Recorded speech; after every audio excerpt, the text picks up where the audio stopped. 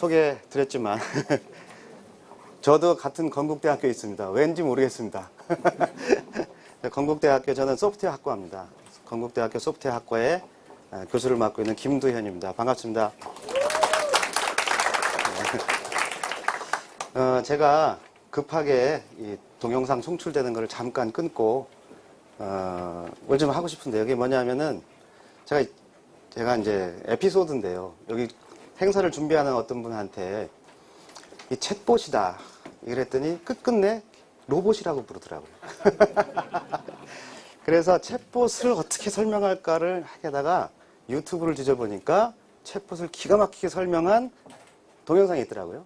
그래서 그거를 틀으려고 그러는데 그게 저작권이 있는 것 같더라고요. 그래서 아예 처음에 챗봇 그 동영상을 여러분들께 보여드리고 제 톡을 시작하려고 합니다. 그게 요겁니다.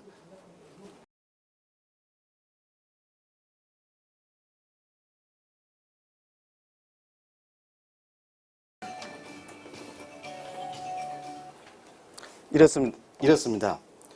그래서 여기서 나왔던 키워드, 챗봇은 뭡니까?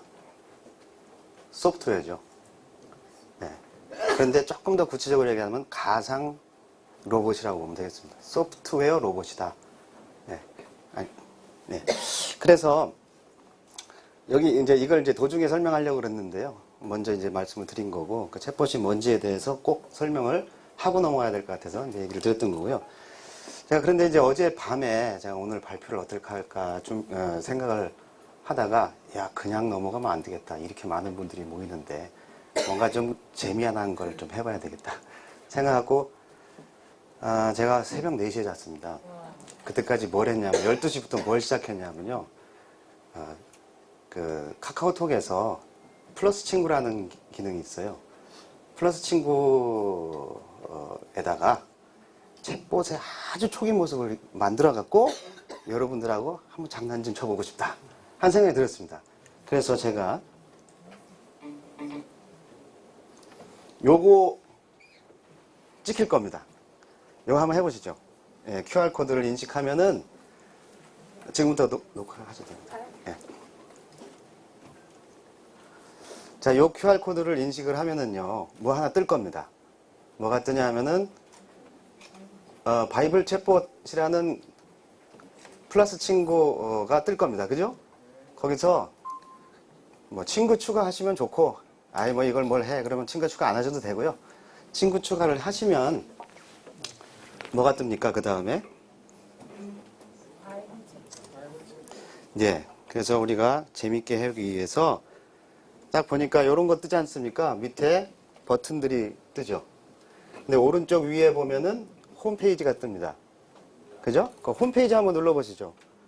그럼 요 밑에 오늘 강의 자료 중에 하이라이트 5페이지 뽑아갖고 샘플 삼아서 올려놨습니다. 그래서 그걸 보셔도 되고요. 다시 1대1 채팅으로 다시 들어가면요. 요 밑에 버튼이 3개 보이지 않습니까?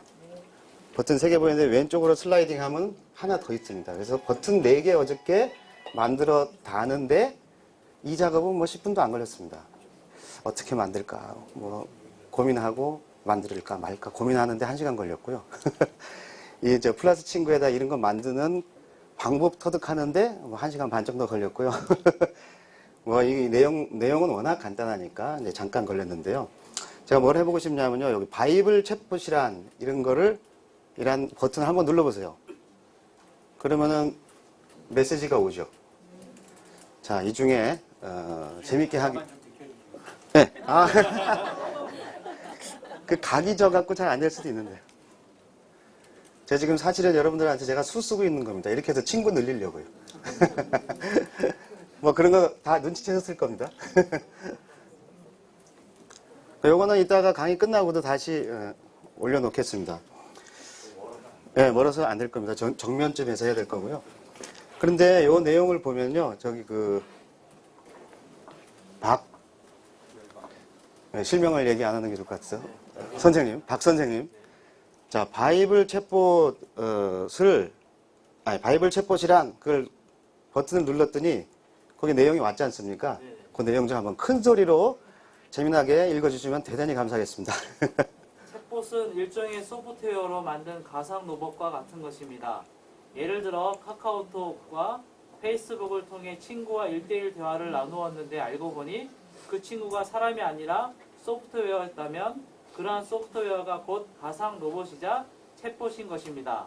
바이블 챗봇이란 특별히 성서적인 내용을 바탕으로 대화를 나누며 빅데이터와 인공지능 등 첨단 기술의 도움을 받아 상대방의 영적 상태를 인지하고 그에 상응하는 성서적 대화를 진행함으로써 현대인의 영적 갈증을 해결하는 데 도움을 주는 챗봇을 말합니다.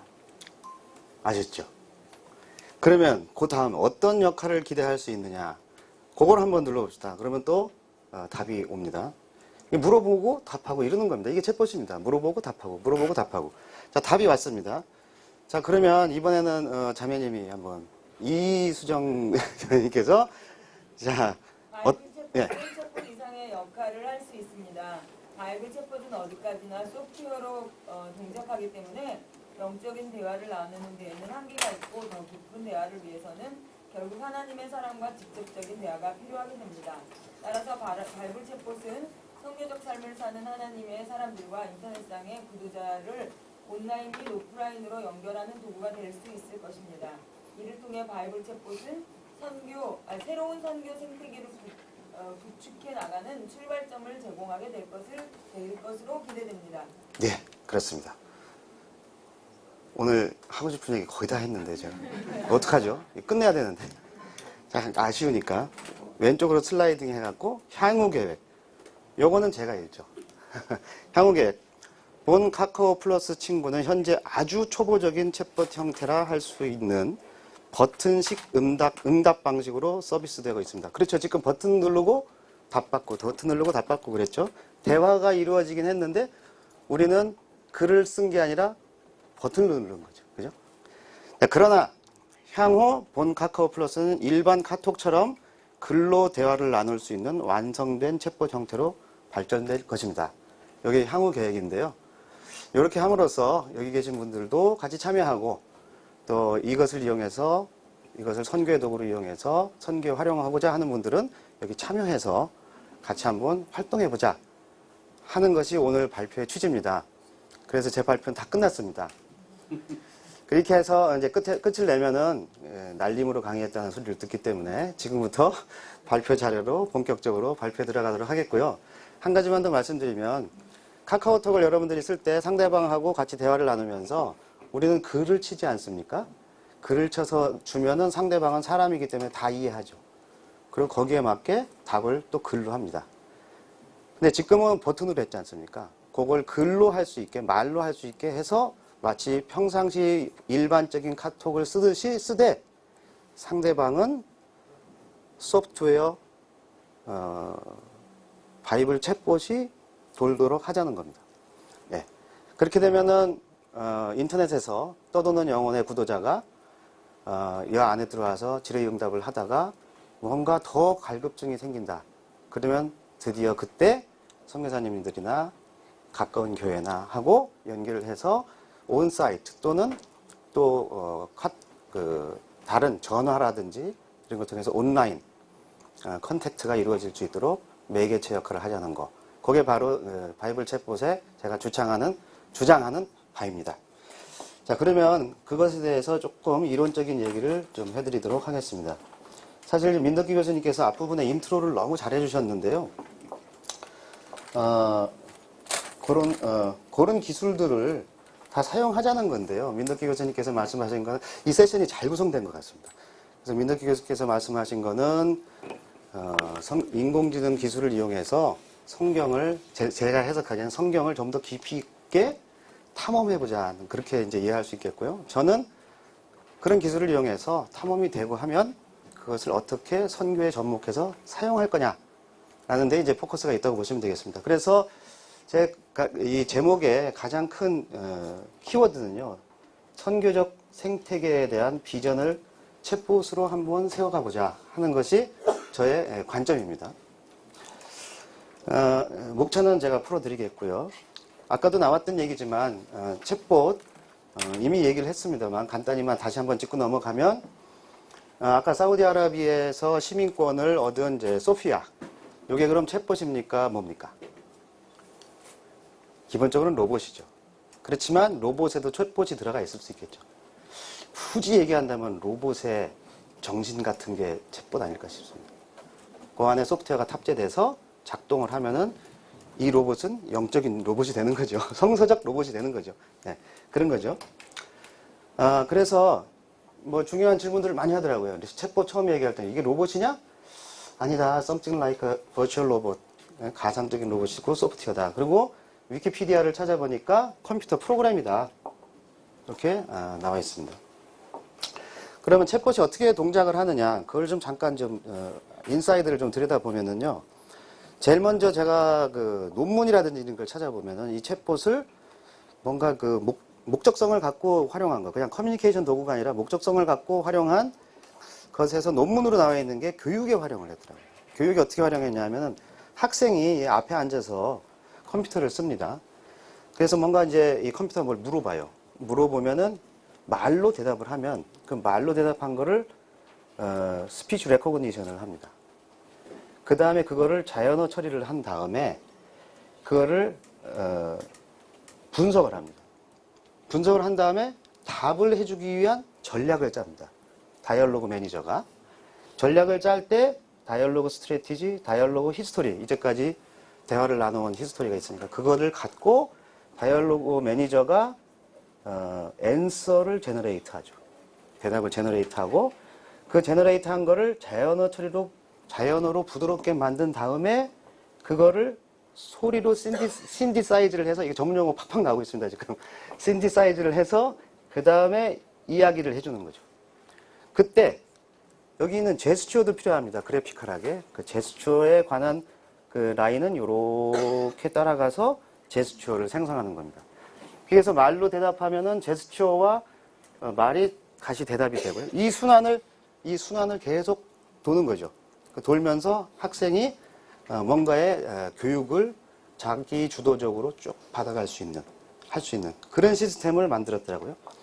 요거를 그대로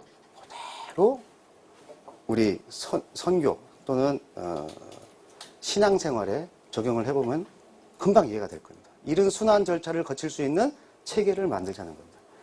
그런데 이 그림에서 보면은 사실 이 순환 구조 속에서 혼자 이걸 다 만들었을까요? 절대 혼자 만들지 못합니다. 전문가들이 엄청 많이 붙어 있었을 거라고요. 그래서 많은 전문가들, 제가 여기서 부르기도 홀리 디벨로퍼라고 좀 부르고 싶은데, 홀리 디벨로퍼들이 같이 좀 팀이 돼서 이걸 만들어야 될 겁니다. 예. 자, 그런데 이제 조금 더 이제 제가 개념 현대적으로 제가 좀 해석을 한다면 이렇습니다. 챗봇은 기본적으로 서버가 있어야 됩니다. 아까 카카오톡에서도 플러스 친구에서 저 상대 쪽에서 버튼을 누르면 답을 준 것도 저쪽에 서버가 있으니까 답을 줬으니까요. 챗봇 서버가 있어야 됩니다. 이거 챗봇 서버가 있고, 이쪽은 당신은 사랑받기 위해 태어난 공주 같은 자매가 하나 있다고 봅시다. 이 자매는 영적인 갈급함이 있어요. 그래서 이렇게 물어볼 때 인터페이스는 다양하죠. 모바일 앱으로도 할 수 있고, 소피아 같은 로봇이 그걸 이해해갖고 챗봇 서버랑 연결해서 답을 얻어와서 줄 수도 있고, 하다못해 운전하다가도 자율주행차 같은 경우는 손이 편하잖아요. 그러니까 운전하다가도 그날 아침 운전하면서 큐티하면서 이런 거 이제 아까 AI 성경에 접속해갖고 물어도 보고 이렇게 아닙니까? 그러면 챗봇 서버는 거기에 대해서 답을 해야 되는데, 답을 하기 위한 정보를 어디서 얻느냐? 두 가지에서 기본적으로 얻습니다. 하나는 딥러닝을 통해서 자기가 스스로 많은 영적인 그 질의 응답들을 먼저 추출해 나가고 갖고 있는 거죠. 일종의 지식 같은 거죠. 성서적 지식, 또 영적인 지식, 그 다음에 대화 정보, 이런 것들을 다 분석하고 있고요. 또 하나는 굳이 그거 전에 이미 대답이 뻔한 것들이 있습니다. 질문과 대답이 뻔한 것들이 있다고요. 질문과 대답이 뻔한 거는 아예 마크업을 해놓는 거죠. 마크업 언어를 이용해서 이렇게 다이얼로그 디자인을 아예 처음부터 해놓는 거죠. 그러면 그 질문에 맞는, 디자인된 거에 맞는 질문이 딱 들어오면 바로 대답을 해줄 수 있겠죠. 그죠? 그렇게 간단한 건 아니지만 개념은 그렇습니다. 1차선에서 다이얼로그 디자인으로 되어 있는 것에서 찾아서 답을 리트리발해서 그냥 주는 방법이 하나 있고요. 두 번째, 디자인 안 된 질문이 들어왔어요. 그럼 어떻게 합니까? 모르겠습니다. 그러면 좀 그렇지 않습니까? 어떻게 합니까? 여기서 딥러닝에서 갖고 있던 배워놨던 지식에서 찾아서 또 주면 되겠죠. 그렇게 해서 1차 대답이 있고 1차 대답이 안 되면 2차 대답이 있고 하는 거를 거쳐가면서 최대한의 대답을 해주는 사이클을 계속 도는 겁니다. 그래서 그 이야기가 여기 있죠. 여기 이제 챗봇이 보는 겁니다. 여기 내가 다이얼로그 디자인 된 거로부터 대답을 할 수 있느냐 해서 예스다. 그러면 이렇게 해서 답을 주는 거고요. 그렇지 않다. 그러면 여기서 찾아서 이렇게 주는 거겠죠. 예. 그러면 여기에서 이제 이야기거리들이 많이 있는데요. 밑에 있는 거 있잖아요. 밑에 있는 것도 굉장히 좋은 방법이에요. 그럼 이거를 누가 만들까요? 성서적 지식과 카운셀링을 아주 많이 해본 오래된 분들이 지식을 집약하고 경험을 집약해서 이걸 만들어내야 되겠죠. 그럼 어떤 질문이 와도 적합한 대답을 찾아서 줄 수가 있겠고요. 그 다음에 이쪽은 어떻게 될까요? 물론 신앙도 깊어야 되지만 인공지능 기법을 잘 알고 있는 사람이 많은 간증문, 아까 AI 성경에 얘기했듯이 성경, 그 다음에 뭐 CCM 가사, 뭐 이런 것들을 다 동원해서 빅데이터 분석을 해갖고 질의 응답에 대한 사전 지식들을 먼저 축적해 놓고 있어야 되겠죠. 그거는 아까 말씀드렸던 홀리 디벨로퍼들이 좀 해야 되는 겁니다. 예. 그 데이터 사이언티스트들하고 인공지능 전공한 분들이 이렇게 해야 되는 거죠. 좀 어려운 얘기가 됐는데요. 그렇게 이제 돌아가는 것이 챗봇이고 그런 사람들이 구축해 놓은 것이 챗봇이다. 이렇게 보면 되겠습니다. 그러면 그런 챗봇이 정말로 성서적이 되려면 어떻게 해야 되느냐. 조금 제가 말씀을 드렸는데요. 조금 정리해서 좀 말씀을 드리면 적어도 이 세 가지, 지금부터 말씀드릴 세 가지는 갖춰줘야만 챗봇이 그냥 일반 챗봇이 아니고 성서적이고 바이블 챗봇이 되는 것이다. 제가 말씀드리고 싶은 건 첫 번째가 컨텐츠가 성서적이어야 되죠. 그 컨텐츠라는 건 아까 조금 전에 말씀드린 겁니다. 이 마크업 랭귀지를 이용해갖고 다이얼로그 디자인을 해놓는 이 내용이 이제 성서적이어야 되고요. 그 다음에 빅데이터 분석과 인공지능 기법을 통해갖고 딥러닝을 통해서 뭔가를 추출해 놓는 그거. 그래서 여기 보면은 설교, 매거진에 있는 거, 신앙 간증문, CCM 가사, 무비 스크립트, SNS 이런 데에서 다 모아갖고 빅데이터 분석을 해갖고 뭐를 하느냐? 딥러닝을 하는 거죠. 뭔 딥러닝을 하냐면은 스피리추얼 인포메이션 리트리벌하고 컨버세이션을 할 수 있는 딥러닝을 시켜놓는 거죠. 요게 요즘에 핫한 주제라고 저는 생각을 합니다. 그리고 많은 사람들이 관심을 갖고 있는 부분이라고 생각을 하고요. 요걸 위해서 필요한 신앙인들이 좀 모여서 이런 활동들을 했으면 좋겠다는 거고요. 두 번째, 이렇게 구축만 해놓으면 뭐합니까? 전달이 돼야죠. 전달이 되려면 어떻게 하냐면은 딜리버리 툴이 있어야 되는 거죠. 딜리버리 툴도 성서적이어야 되죠. 딜리버리 툴 중에 가장 성서적인 것은 제가 볼 때 우리 FMC에서 하고 있는 스마트 바이블도 가장 대표적인 것 같습니다. 스마트 바이블에 챗봇을 올려서 주는 거예요. 바이블만 탑재해서 주는 게 아니고요. 그래서 그걸 읽다가 궁금한 게 있으면 챗봇에다 뭘 물어보기 시작하면 드디어 대화가 되기 시작하고 대화가 더 안 되면 드디어 사람이 가서 만나면 되는 거죠. 그거예요. 두 번째는 각종 로봇들입니다. 예를 들어서 강아지 로봇, 그 다음에 AI 스피커 이런 데다가 챗봇 클라이언트를 올려갖고 보급하는 거예요. 세 번째는 거룩한 포탈들입니다.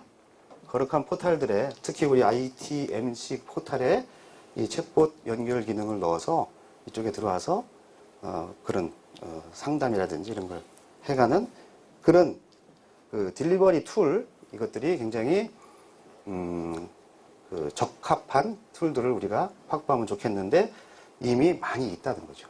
네. 그래서 이것도 활용해야 될 것 같고요. 세 번째는 디벨로퍼들이 좀 있어야 되는데 디벨로퍼들이 그 뭐냐면은 여기 보면은 데이터 사이언스를 한다거나 AI를 전공했거나 모바일 서비스, 로봇, 인터넷 서비스라든지 내추럴 랭귀지 프로세싱이니까 자연어 처리, 그 다음에 자동 통번역 이런 것들을 전공한 분들 중에서 정말로 이러한 바이블 챗봇 한번 제대로 같이 모여서 만들어보자. 하나님의 뜻이 같이 있는 사람들이 이걸 모여서 만들어져야지만 드디어 바이블 챗봇이 만들어지겠죠. 예. 그렇게 세 가지 조건이 있을까? 더 있을 수도 있는데요. 첫 번째는 그 컨텐츠가 비블리컬 해야 될 것 같고, 두 번째는 딜리버리 툴이 비블리컬 해야 될 것 같고, 세 번째 개발하는 개발자들이 비블리컬하고 홀리한 분들이 모여서 해야 될 것 같다는 게 제 생각입니다. 예. 그 다음에 그 시간이 좀 갔지만 제가 볼 때 6시 반까지 하면 된다. 네네. 그쵸? 예, 예. 재미있는지 없는지 모르겠지만 이제 8시 반까지 할 겁니다. 예, 그러면 인공지능 기법 중에 어떤 기법들을 동원해서 바이블 챗봇을 만들 수 있을까? 굉장히 많은 기술들이 있을 겁니다. 그리고 그거의 많은 부분들을 이제 윤덕기 교수님께서 인트로덕션을 하셨었고요. 그걸 조금만 정리를 해보자면요. 첫 번째 각광받는 기술이 분명히 워드 임베딩이라는 기술일 겁니다. 워드 임베딩 기술이라는 게 뭐냐면요. 이렇습니다. 신경망 아까 그림 보셨죠? 신경망은 우리가 컴퓨터에서 프로그램 하면요. 거기에 모든 게 돌아다니는 모든 정보가 숫자예요. 숫자, 수. 그런데 우리가 사용하는 그거는 수입니까? 수가 아니고 심볼이죠. 워드죠, 워드. 그러면 숫자로 계산되는 모든 거에다가 모든 그 딥러닝 뭐 신경회로망 체계 속에다가 어떻게 단어들을 집어넣을 수 있을까? 안 맞는데 단어는 단어고 숫자는 숫자인 거죠. 그래서 워드 임베딩이라는 건 뭐냐면요. 단어를 숫자로 바꾸는 겁니다. 좀 더 정확히 얘기하자면 벡터 형태로 바꾸는 겁니다. 공대에 나오신 분은 금방 이해할 겁니다. 숫자를 벡터 형태로 바꾸는 겁니다. 어떻게 바꾸냐? 이런 과정을 거쳐서 바꾸는 겁니다. 첫 번째, 제가 이거 해봤습니다. 어떻게 해봤냐면요. 성경이 있잖아요. 저는 이걸 몰랐는데, 아까도 얘기했지만은, 성경을 텍스트, 그러니까, 컴퓨터 파일로 바꾸면요. 그 양이 크지 않더라고요. 전체 한번 싹 서치하는데 몇 초밖에 안 걸려요. 컴퓨터가. 그래서 그 파일에서 형태소 분석이라는 걸 일단 합니다. 형태소 분석이라는 게 뭐냐면 모든 게 단어인데 단어 중에 품사가 있지 않습니까? 품사로서 격을 매길 수 있는 것들이 다 형태소라고 보면 됩니다. 그것들을 다 이게 분리해내는 거죠. 분리해 놓은 다음에 조사라든지 뭐 이런 것들은 다 빼고 동사, 명사, 부사 요것만 남겨놔 봤어요. 그래서 원래 텍스트는 하나님이 세상을 이처럼 사랑하사 독생자를 주셨으니 이거를 형태소 분석을 하고 나면 하나님 세상 이처럼 사랑하사 독생자 주다 이렇게 떨어져 나오는 겁니다. 요거를 근데 문장에 이 단어들의 순서는 남아있죠. 그렇죠? 이 순서라는 게 굉장히 중요합니다. 단어 하나에 앞에 단어가 있고 뒤에 단어가 있죠. 앞에 단어도 있고 뒤에 단어가 있죠. 그게 무슨 말입니까? 문맥이 있다는 거죠. 단어를 벡터로 표현할 때 문맥을 고려해서 벡터로 표현하는 거죠. 그게 뭐냐면은 사랑이라는 거를 벡터로 표현할 때 옆에 있는 세상 이처럼 하사 독생자를 옆에다가 붙여서 같이 인공지능으로 딥러닝으로 학습을 시킨 다음에 요 조금 그 기술적인 용어인데요. 요 가운데 히든 레이어라는 게 있습니다. 히든 레이어. 히든 레이어가 굉장한 역할을 합니다. 히든 레이어가 내부 표현을 습득하는 겁니다. 조금 복잡한 얘기지만 하여튼 그렇게 알고 넘어갑시다. 그래서 이 사랑이라는 단어가 전후 문맥에 맞춰 봤을 때 내부 표현이 어떻게 되는가를 학습을 한다고요. 그러면 어떻게 되느냐? 문맥이라는 걸 갖고 학습을 했기 때문에 제가 해보니까 깜짝 놀랐어요. 찬양하고 가까운 단어 10개를 뱉어봐라 했더니 송축, 찬송, 할렐루야가 탁 나오더라고요. 깜짝 놀랐어요. 그러면 사랑과 관련된 사랑과 거리가 가까운 벡터니까 거리가 되겠죠. 그렇죠? 벡터는 거리를 측정할 수 있지 않겠습니까? 내적 곱하면 나오지 않습니까? 그래서 사랑이라는 것과 거리가 가까운 단어들을 뱉어봐라 했더니 온유, 자비 이런 것만 나와요. 그럼 십자가 그거랑 가까운 거를 뱉어봐라 했더니 사망, 매달다 이런 게 나오더라고요.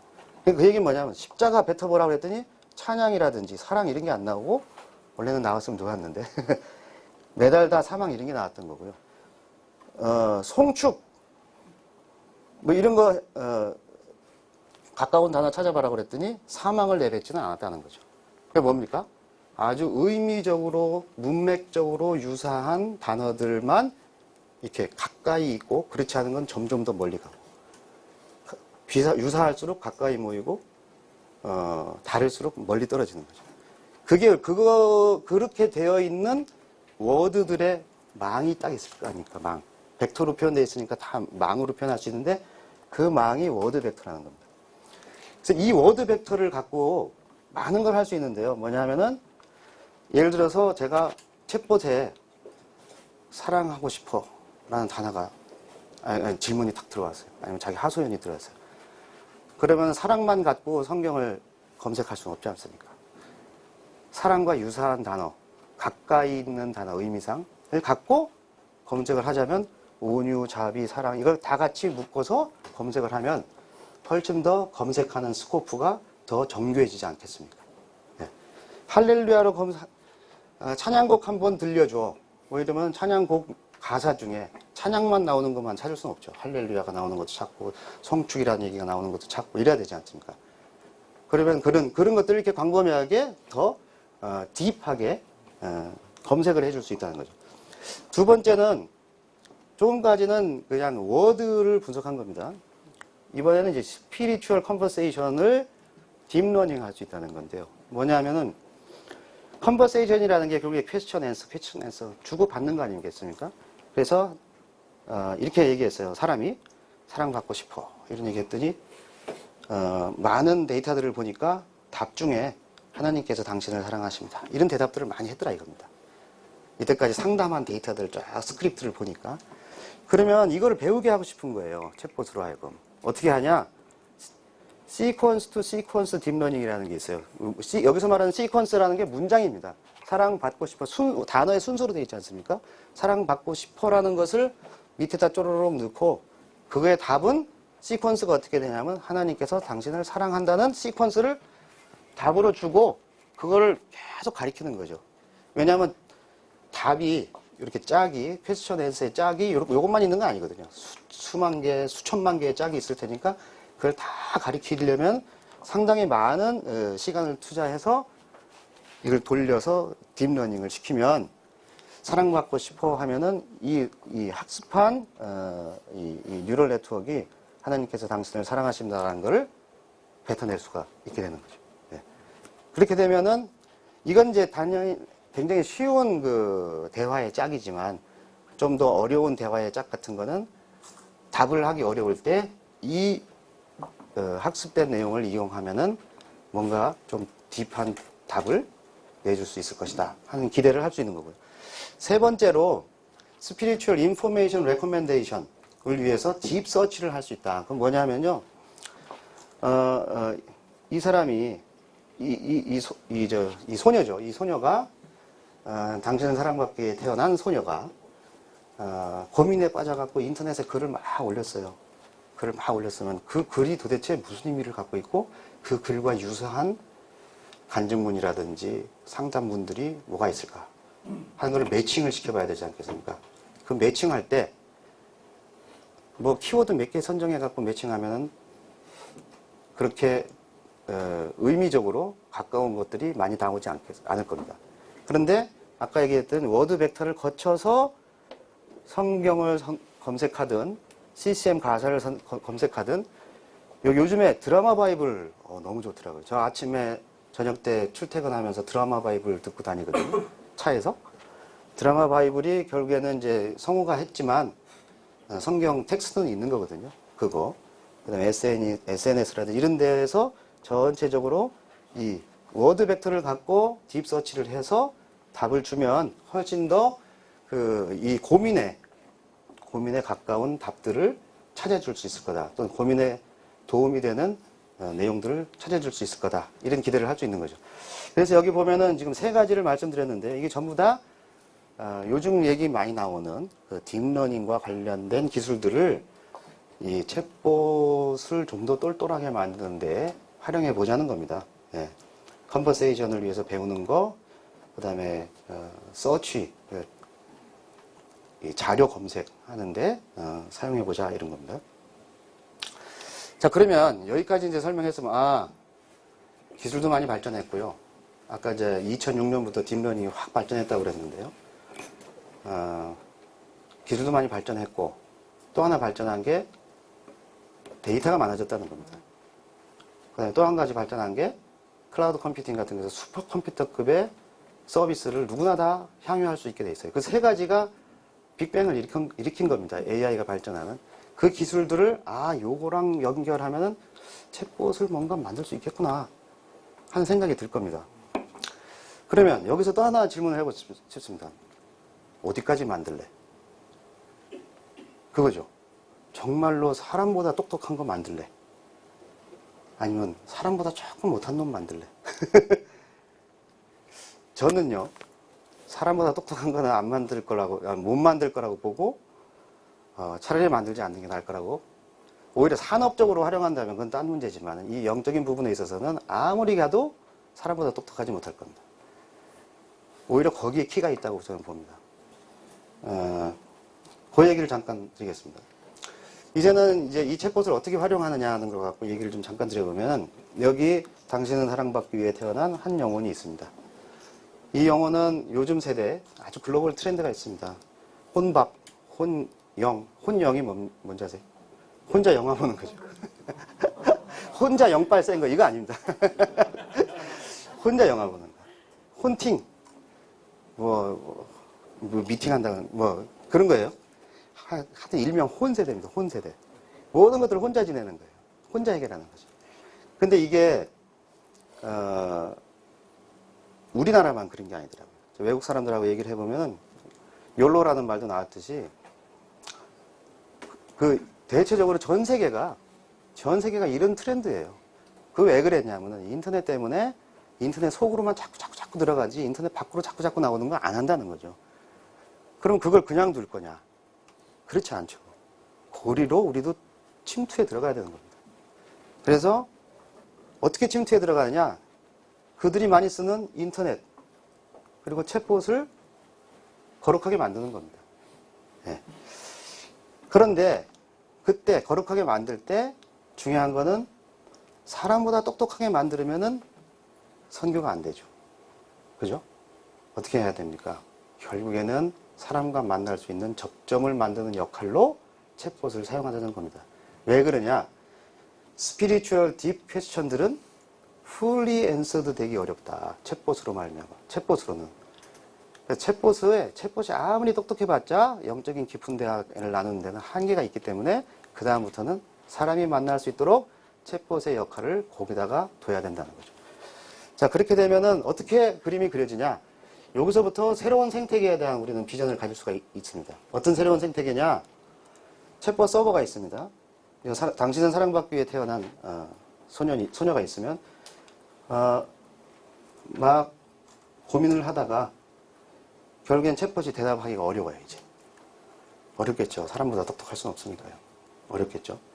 그러면 드디어 여기에 온라인 카운셀링을 해주는 거룩한 카운셀러들이 뒷단에 망을 갖고 있고 마치 콜센터에서 콜을 받듯이 콜을 딜리버리 해준다 이거죠. 이쪽으로. 그럼 어떻게 됩니까? 드디어 접촉점이 생긴 거죠. 그 접촉점이 뭘로 생긴 겁니까? 챗봇을 통해서 사람에게 넘어간 거죠. 그럼 그 사람과 소녀와 커뮤니케이션이 되는데 딱 하나 아쉬운 거는 온라인이라는 거예요. 페이스 투 페이스가 아니라는 거죠. 자, 그래도 좋아요. 이제 드디어 사람과 접촉이 되기 시작한 거죠. 자, 그런데 쭉 하다 보니까 언어가 안 통해. 그럼 어떻게 해요? 머신 트랜슬레이션을 써도 되지만 이 사람들끼리 이렇게 묶는 거죠. 나이지리아 언어, 타일랜드 언어, 우즈베키스탄 언어, 몽고 언어 이렇게 묶어서 이 소녀에게 가장 적합한 언어를 사용하는 사람하고 이렇게 매칭시켜주는 거죠. 네. 그거는 요 챗봇 서버가 그 역할을 하면 되는 겁니다. 자, 그렇게 하다가 야, 도저히 이제는 온라인으로는 안 될 것 같다. 드디어 만나도록 하자. 그러면 누가 가서 만납니까? 여기 있는 사람들이 가는 게 아니고 현장에 있는 사람들이 가야죠. 적어도 현장에 있는 사람들은 두 종류일 겁니다. 하나는 선교사고요. 하나는 교회일 겁니다. 그래서 그곳에 가장 가까운 곳에 교회가 있으면 교회에 있는 분이 가서 드디어 페이스 투 페이스 미팅을 시작하는 거고요. 그 다음에 선교사님이 그 근처에 있다. 그러면 선교사님에게 연락을 해서 그 선교사님이 가서 만나서 카운셀링을 하도록 하면 드디어 챗봇의 역할은 끝나는 거죠. 거기까지 챗봇의 미션이 있을 거라고 저는 생각하고요. 그렇게 돼야만 챗봇 기술과 그 다음에 이전에 현재까지 존재하는 교회, 선교사님들, 그리고 개발자들, 이 큰 거룩한 커뮤니티를 형성할 수 있는 거죠. 그것이 제가 생각하는 이반젤리스틱, 글로벌 이반젤리스틱 에코시스템, 이렇게 지금 얘기를 하고 있는 겁니다, 제가요. 제가 전엔 얘기인지 아닌지 모르겠는데, 그래서 글로벌한 선교 생태계, 글로벌 선교 생태계, 이것을 챗봇을 중심으로 해서 만들어 나갈 수 있는 꿈을 우리가 공유할 수 있지 않을까, 그 얘기를 지금 드리고자 했던 겁니다. 자, 그러면 누가 그럼 거기에 참여할 수 있느냐? 저는 원래 요 슬라이드 하나만 갖고 얘기해도 됐었습니다. 자, 그러면 누가 할 수 있냐? 기본적으로 24시간 온라인, 오프라인 글로벌 에코시스템을 만들 수 있습니다. 꿈으로만 끝날까요? 그렇지 않습니다. 같이 하면 됩니다. 어떻게 같이 하냐? IT 피플하고 인더스트리가 모이는 겁니다. 누구냐? 챗봇 디벨로퍼, AI 리서처 엔지니어, 그 다음에 데이터 사이언티스트, 그 다음에 챗봇 서비스 할 회사, 챗봇 운영도 해야 되지 않습니까?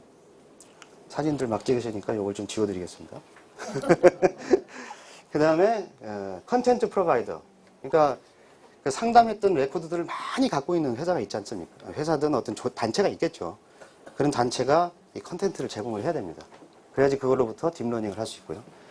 그 다음에 스마트 디바이스 프로바이더, 그러니까 스마트 바이블, 그 다음에 퍼스널 로봇, 이런 것들을 우리 선교의 도구로 좀 같이 내줄 수 있는 사람들이 필요한 거죠. 그 다음에 각종 포털들이 이거를 도입을 해서 접촉점을 넓혀주는 거죠. 자, 뿐만 아니라 프론티어들도 있다. 누구냐? 이미 프론티어에 있는 분들, 카운셀러들, 전방 선교 지역으로 나가지는 않으셨지만 국내에서 열심히 선교하시는 분들이 있다. 그분들이 온라인 카운셀러 역할을 하는 거죠.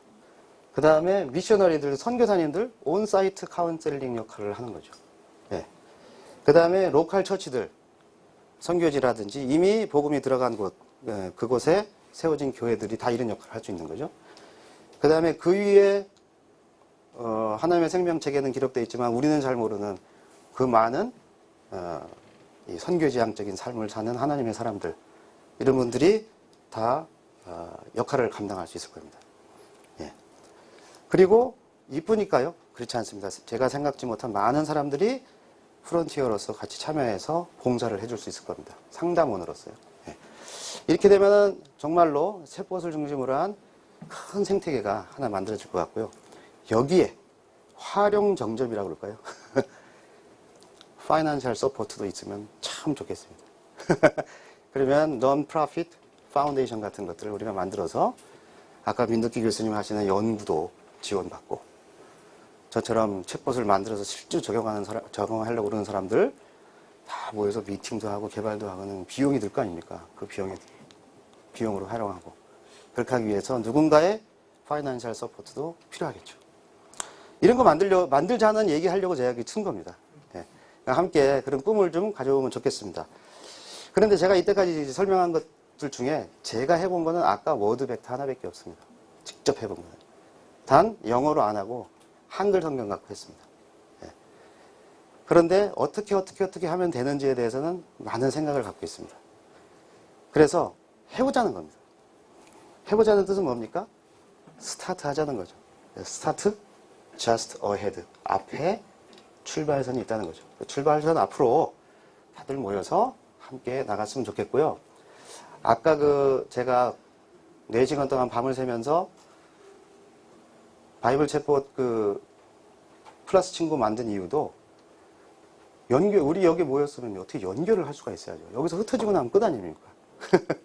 그래서 그리로 좀 일단은 모아보려고 제가 어설프나마 그걸 만들었습니다. 그래서 여러분들도 거기에 친구로 됐다면 앞으로 제가 계속 연락들을 드리고 상황을 보고 드리도록 이렇게 하겠습니다. 자, 제 발표는 이상입니다. 우리 함께 주님의 거룩한 사업을 위해서 함께 나갔으면 좋겠습니다. 감사합니다.